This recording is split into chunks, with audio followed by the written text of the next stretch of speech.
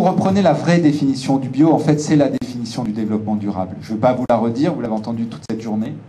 Et la question, c'est pas de savoir si le bio peut un jour peut nourrir en fait toute la population. C'est pas la bonne question. La bonne question, c'est de savoir quels sont les moyens qu'il faudrait mettre sur cette agriculture pour qu'un jour on puisse ne vivre que de ça. Alors peut-être que nous on le verra pas. Nos enfants, j'espère qu'ils le verront, parce que même si des gens comme Alain Sabine font du bon travail, parce que c'est vraiment nécessaire d'avoir le minimum, mais je crois qu'il faut aller plus loin. Et c'est des engagements, nous on est des pionniers, je vous assure que c'est difficile, on ne vit pas vraiment bien de ce qu'on fait, mais on y croit.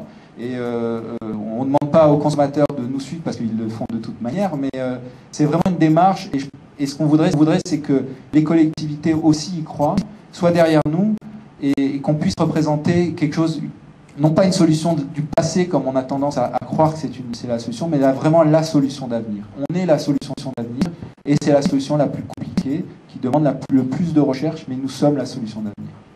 Donc si vous êtes en aval, alors qu'en amont, vous avez des agriculteurs dites de culture intensive, par exemple, donc pour éviter toute contamination par des effluents, par la pluie qui tombe, qui ramène donc les produits toxiques sur votre parcelle. Donc vous avez la possibilité de faire des drains autour de votre parcelle, donc de prendre un tractopelle par exemple, de faire des tranchées, voilà, pour véhiculer l'eau, et ensuite de mettre des barrières physiques pour filtrer les éventuelles émanations de produits toxiques ou des traitements phyto qui peuvent se faire et qui peuvent être portés par le revendeur.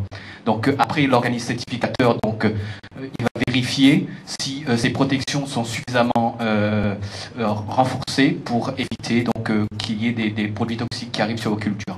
Donc c'est pas impossible. Après, il y a effectivement des zones vertes, comme l'a précisé Eric, qui se mettent en place. Donc des parcelles qui se trouvent en bordure du futur parc national des Hauts, par exemple. Donc ça s'appelle les zones périphéries, sur lesquelles des terres qui sont classées espaces naturels sensibles, ou des terres qui sont peu exploitées ou pas exploitées depuis plusieurs années. Donc elles représentent un potentiel intéressant pour les futurs agriculteurs bio, donc à travailler avec les collectivités locales, donc le conseil général par exemple, les communes, donc à creuser. Donc là-dessus on a déjà entamé un certain nombre d'actions, notamment sur la commune de Saint-Louis et de Bras-Panon.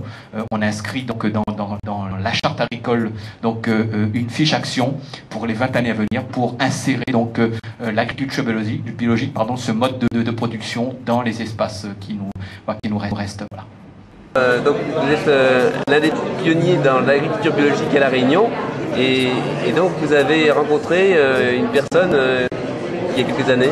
Oui, tout à fait. Donc cette personne s'appelle Pierre Cardia, et je me souviens en 2001, on était chez lui à Sainte-Anne.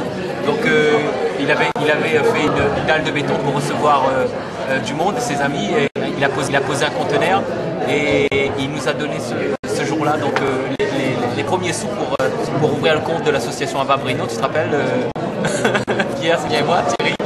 Donc là je suis avec ton fils donc, que je découvre, et je te passe mon bonjour, et pour te dire qu'à cette occasion des troisième rencontre des journées du développement durable, j'ai fait une rencontre magique, voilà, et j'en suis très bien content. Donc je te passe mon bonjour et j'espère que tu vas bien, et donne-nous des nouvelles. Voilà, en tout cas merci Monsieur Hubert, et puis voici l'actualité quelques années après, Monsieur Hubert donc, qui est maintenant producteur donc, de plusieurs produits. Oui, tout à fait, oui, Pierre, de toute façon il y a les cochons noirs que tu connais, donc tu voulais faire l'acquisition à un moment donné des cochons.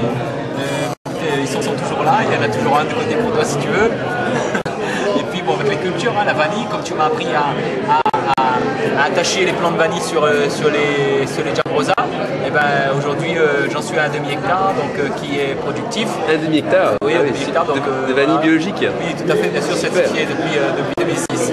D'accord. Bon ben à bientôt, et merci en tout cas de cette improvisation d'interview.